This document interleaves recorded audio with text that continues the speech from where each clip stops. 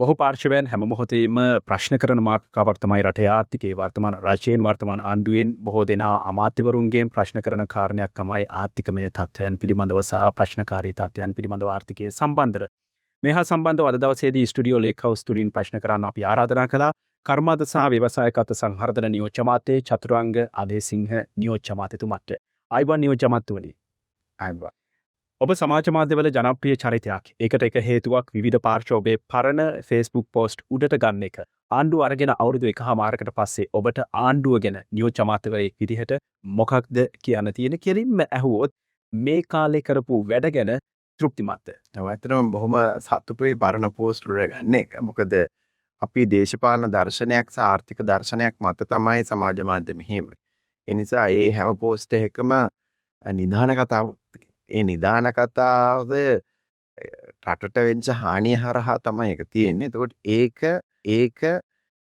නිවැරදි කරන්න තමයි ජනතාවට බලය දුන්නේ. ඒකට අපි ප්‍රතිපත්ති ප්‍රකාශයක් ඉදිරිපත් කරලා තමයි පළවෙනි වතාවට බලය ගන්න. එතකොට මේ ප්‍රතිපත්ති ප්‍රකාශයට අනුරූපව අපිට අවශ්‍ය මාර්ගයේ ඊටමත් සාර්ථකව ඉදිරියට යනවා කියන එක තමයි මට කියන්න තියෙන විශේෂම ආර්ථික ශාස්ත්‍රය ගත්තොත් අපිට ඊටමත් සතුටු වෙන්න පුළුවන් තැනක තමයි අද අපි ඉන්නේ. ගොඩක් අය අපිට බෑ කියපුවා අපි කරලා පෙන්නලා තියෙනවා. ඔබල නියෝජ්‍ය ඇමතිදුරේ දරන්නේ රටේ ආර්ථිකයට අදාළ තීරණාත්මක අමාත්‍යාංශයක. ඇත්තටම වෙලා තියෙන්නේ ආයෝජකයෝ රටට එන එකද? එහෙම නැත්නම් නියෝජ්‍ය ඇමතුමා ආයෝජකයෝ රටින් යන එකද? දැන් රටට ආයෝජකයෝ එන්න පටන් ගන්න තියෙනවා. විශේෂයෙන්ම ගිය අවුරුද්දේ ඉඳලා අපි ගත්තොත් එහෙම පළවෙනි දේ තමයි විශ්වාසය.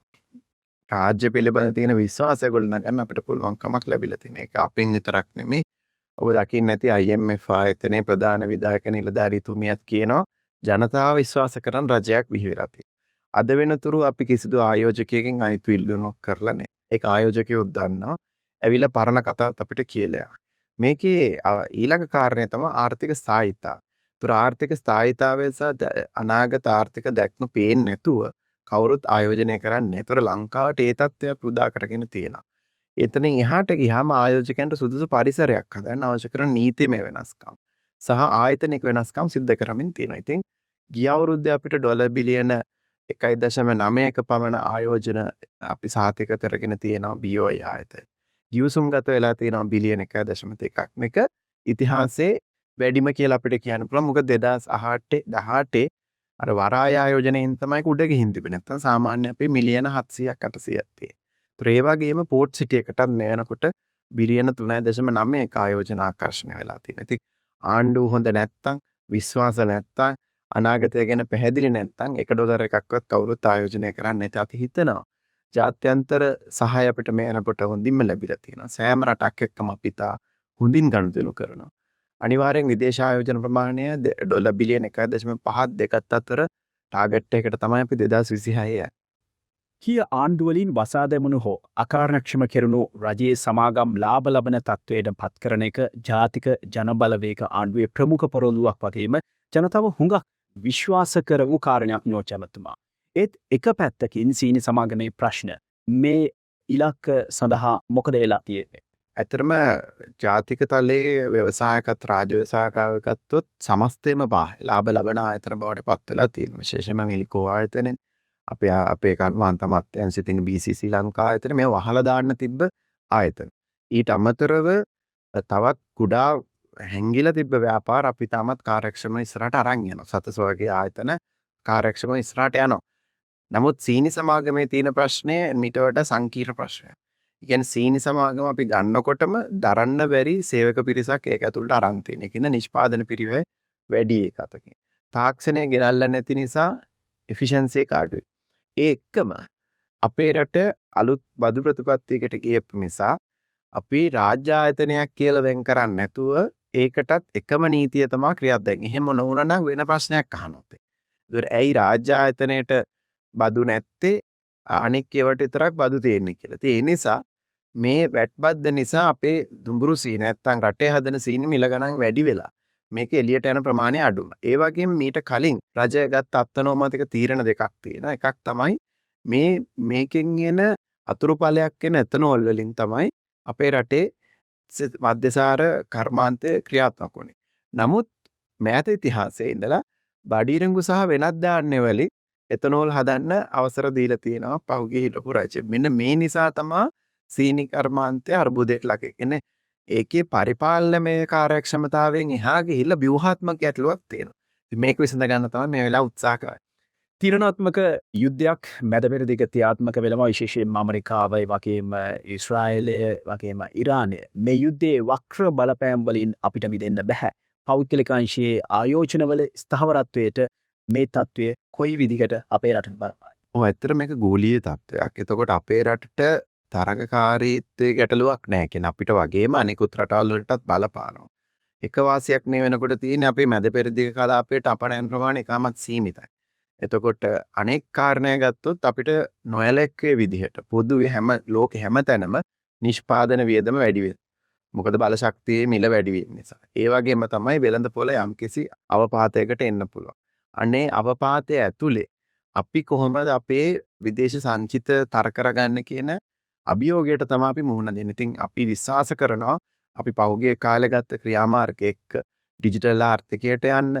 එතකොට වෙනත් වෙළඳපොළවල් විශේෂයෙන්ම ගිය අවුරුද්දේ අපි අප්‍රිකානු වෙළඳපොළ, ආග්නික ආසියානු වෙළඳපොළ සහ ඉන්දියානු වෙළඳපොළ මේ තුනම අපේ එන්ට වෙලා තියෙන හොඳට 120කට එහා. ඉතින් අපි හිතනවා මේක කළමනාකරණය කරගන්න පුළුවන් වෙයි. සහ පොදුවේ ලෝකයේම බලපාන අවදානම් අපිටත් ඒ ආකාරයෙන්ම බලපායි. ඒක ජනතාවට දැනේ. නමුත් අපි මීට වඩා අර්බුදවලට මුහුණ දෙපු සමාජයක්. අපි හිතනවා ජනතාව රජයත් එක්ක ශක්තිමත් වෙනවා. නියෝජ්‍යමතුමා අනතුරට ලක්වුණු ඉරාන නෞකාව පිළිබඳව පහුගිය දිනවලදී විපක්ෂයේ විවිධ චෝදනා එල්ල කළා. විවිධ පාර්ශව ආණ්ඩු පක්ෂයෙන් ප්‍රශ්න කළා. ශ්‍රී ලංකාව ආශ්‍රිත මිතිදු සීමාවේ රැඳී සිටින මොහොතේදී මේ ඉරාන නෞකාවට ශ්‍රී ලංකා රජය ඇමරිකාවට තොරතුරු ලබා දීලා ඒට ප්‍රහාර එල්ල කිරීමේ සැලසුමක් ක්‍රියාත්මක වුණා කියලා. මේ පිළිබඳව දරන මතය මොකක්ද? ඇත්තටම විහිළු සහගතයි කියන එක තමයි කියන්න තියෙන්නේ. මොකද ඒ නැව් ආවේ අපේ වැඩකට නෙමෙයි. ඒ නැව් ආවේ ඉන්දියානු ජනරයේ ආරාධනාවක් මත. එතකොට ඉන්දියාවයි ඇමරිකාවයි තමයි ජාත්‍යන්තර ආරක්ෂක වෙළඳ සමුකට මේ වෙලාව එළඹිලා තියෙන්නේ. ඒතර ඒ වගේම තමයි ලෝකේ සැටලයිට් තාක්ෂණය මෙච්චර දියුණු වෙලා තියෙනකොට ඇමරිකාවට ඉරාන නැව කොතනද තියෙන්නේ කියලා හොයාගන්න ආයි තව කවුරුත් කියන්න අවශ්‍ය නැහැ. ඒ වගේම තමයි මෙතනදී අපි ගත්ත සාධනීය දෙයට ජනතාව මං හිතන්නේ කවුරුවකද යුතුයි. එකක් තමයි අපි මේ ගත්ත තීරණ දෙකම. එකක් තමයි නැව පළවෙනි නැවේ නැවියන් බේර ගන්න ෂණිකව මැදිහත් වීම. දෙවෙනි නැව අනතුරට ලක් වෙන්න කලින් අපේ භාරයට ලබා ගැනීම. මේ කාරණා දෙක කරන්න අපිට අපේ රාජතාන්ත්‍රික සම්බන්ධතා අපේ විදේශ ඇමතිතුමාගේ සහාය කාර්ය මණ්ඩලයේ මෙතෙක් ගොඩනගපු රාජතාන්ත්‍රික සම්බන්ධතාවල ප්‍රතිඵලයක් තමයි මේ අපි විඳි. අපි ඇමරිකාවත් එක්ක නොහොඳින් හිටියනම්, අපි ඉරානයත් එක්ක නොහොඳින් හිටියනම්, අපි ඉන්දියාවත් එක්ක නොහොඳින් හිටියනම් මේ කීර්තිනාමය අපිට ලබා ගන්න අද ලෝකේ හැමෝම කතා කරන්නේ. ලංකාව කුංචි රටක් වෙලා මේ දැවැන්ත අර්බුදයේ ඇතුලේ මානවවාදී හොඳක තීරණයක් ගත්තා කියලා. ඉතින් ඒක අපේ රටට ආඩම්බරයි. ඒතර ඒකේ ක්‍රෙඩිට් එකක් දෙන්න ඕනේ එහෙනම් නේද? මොකක් හරි දැන් මේ අනිත් පැත්තට ගියා නම් බලපෑම ආණ්ඩුවට එනවා වගේම අපි ඒ ගොඩනගපු රාජතාන්ත්‍රික සම්බන්ධතාවල ගුණාත්මක භාවයේ ප්‍රතිඵලය තමයි මේ තියෙන්නේ. ඒකින්ද තමයි ඇමරිකාව ඊයේ ප්‍රකාශ කරලා තියෙනවා පෙරේදා ලංකාවේ සෛරීත්වයට අපි විශ්වාස කරනවා. ඒ නිසා මේ නැවියන් සහ මේ ආනේ පිළිබඳ තීරණය ලංකාව සතුයි කියලා. ඒක දැවැන්ත එන්ඩෝස්මන්ට් එකක්. විහිළුවටවත් හිතන්න හොල්ලේ නෑ. ඒක සරල දෙයක් කියලා. ඒ වගේ ප්‍රකාශයක් තුල කියවෙන්නේ ඇමරිකාවත් ලංකාවත් අතර හොඳ සහයෝගයක්.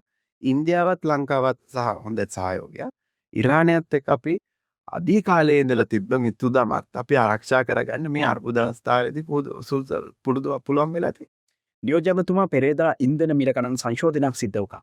මේ තත්ත්වය හමුවේ අපේ රටේ කර්මාන්ත සහ ව්‍යවසායකින්ට ඉදිරියේදී යම් සහනයක් ලබා දීමේ වැඩපිළිවෙලක් වෙත රජය අවධානය යොමු කරලා තියෙනවාද?